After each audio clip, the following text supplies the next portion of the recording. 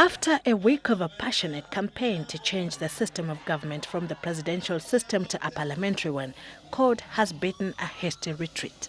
An indication that perhaps it dawned on the architects of this ideology that they were biting more than they could chew because the whole constitutional order would have had to change. We are talking about the Senate and devolution, which are part of this whole arrangement. We have got to look at them afresh and possibly even get rid of them. It is talking about a total constitutional overhaul. Of critical concern if CORD's push for a change in the system of governance pulls through is that a fresh election may be inevitable. There is a clear misreading of the public mood. If you are not careful, this thing is going to backlash, and you are going to find that the voters, the citizens that you are trying to appeal to, start seeing you as a grumpy and disgruntled individual who is not interested in their welfare, who is only interested in how you can ascend to power. And believe you me, in the proper order of time, you will find that even those who have wished you well start pulling back and saying, no, we would like to move on. Kenyans ratified the presidential system in the current constitution that is now close to its third birthday.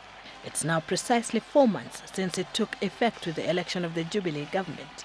The question that begs is, why did CORD want another system of governance so soon?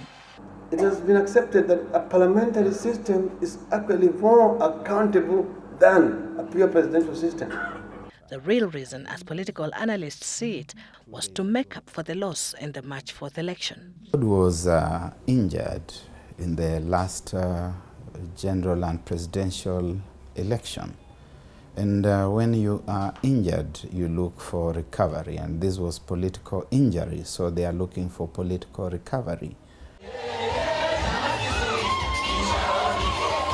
But was the timing right? If we feel that we cannot disengage ourselves from our political and tribal inclinations, perhaps this would be one way of trying to defeat that sort of arrangement. But this argument kills itself in the sense that if you think you have got enough numbers to carry through a constitutional referendum on the basis of a simple majority, why can't you mobilize the same numbers during a presidential election for them to vote for you? If the focus is on the failure of a presidential system, then it would be too early. In essence, though, according to Mkangi, the said parliamentary system would not be totally new to Kenyans, although it would be a major departure from the current system where there is clear separation of powers between the three arms of government. We will probably go back to what Kenyans are used to, seeing the leader of government in parliament, seeing ministers or cabinet secretaries, in parliament, debating, answering questions, as it used to be.